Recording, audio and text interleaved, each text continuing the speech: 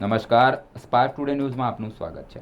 રામ મંદિરમાં લગાવવામાં આવનાર તકતીઓ વડોદરાથી રવાના કરવામાં આવી છે। આગામી 22 જાન્યુઆરીથી ભગવાન શ્રી રામની મૂર્તિ પ્રાણ પ્રતિષ્ઠા મહોત્સવ યોજાવા જઈ રહ્યો છે, ત્યારે દેશ રામમય બની રહ્યો છે। આજથી અયોધ્યામાં નિજધામમાં ધાર્મિક પ્રસંગોની શરૂઆત કરવામાં આવી હતી, ત્યારે અયોધ્યા રામ મંદિરમાં લગાવવામાં આવનાર તકતીઓ વડોદરામાં તૈયાર કરવામાં આવી છે, જે પૈકી 6 જેટલી તકતીઓમાં અંગ્રેજી ભાષા અને 6 જેટલી તકતીઓમાં હિન્દી ભાષામાં મંદિર વિશે જાણકારી સાથે બનાવાઈ છે। આ તકતીઓની વિશેષતા એ છે કે રાજસ્થાનથી લાવેલા સેન્ડસ્ટોન પથ્થરમાંથી બનાવવામાં આવી છે। આ તકતીઓ વડોદરાથી હર્ષોલ્લાસ સાથે અયોધ્યા રવાના થઈ હતી।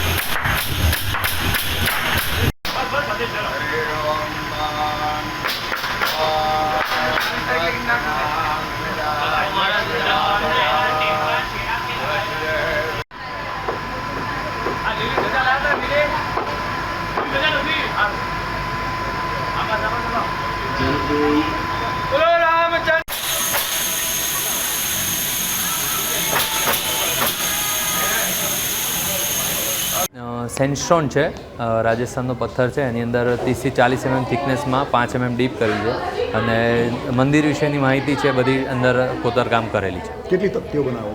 ટોટલ 12 તકતીઓ છે, એમાંથી 6 ઇંગ્લિશ છે અને 6 હિન્દીમાં છે। બનાવવાનો વિચાર કેવી રીતે? બનાવવાના વિચારમાં તો એમને એકચ્યુઅલી જે કંપની બધું જે ડિટેલ બધી પ્રમાણે કર્યું છે, પ્રમાણે ઓર્ડર પ્રમાણે જ બનાવવામાં આવી છે। કેટલા દિવસો લાગ્યા, કેટલા કારીગરો? 4 થી 5 દિવસ લાગ્યા, અને બધું જ વર્ક જે છે એ ટોટલી મશીન વર્ક છે, એમાં કોઈ મેન્યુઅલ વર્ક નથી। જે પણ છે કોમ્પ્યુટરમાં જે એઝ ઇટ ઇઝ દેખાય છે એ પ્રમાણે જ કામ થયેલું છે। હવે તકતીઓ ક્યાં મોકલાશે? એકચ્યુઅલી અમને જે ઓર્ડર મળ્યો છે એ બરોડા મેટલ લેબલ વર્ક્સ તરફથી મળ્યો છે, અને એમને જે ઓર્ડર છે L&T તરફથી એમને ઓર્ડર મળ્યો હતો, અને અમે બરોડા મેટલ લેબલમાં અત્યારે અહીંયાથી જશે, અને પછી ત્યાંથી અયોધ્યા જશે। કેટલો ગર્વ અનુભવો છે? એકચ્યુઅલી 150 કરોડ માણસો છે આખા ભારતમાં, એમાંથી 5 થી 10 હજાર માણસોએ ખાલી આ મંદિરમાં કામ કર્યું છે। એમાંથી અમને સદનસીબે કે સંજોગોવશાત જે અમને કામ કરવાનો લાવો મળ્યો છે, એ બહુ જ એક અદ્ભુત કામ છે અમારા માટે, કે આખી લાઈફ અમારા મમ્મી પપ્પા છે, અમારા છોકરી બધા જ એમને યાદ રાખશે કે આ વસ્તુ રામ મંદિરમાં કામ થયું છે અમારા થ્રુ। શું નામ આપણું? ધવલ ભલગામી।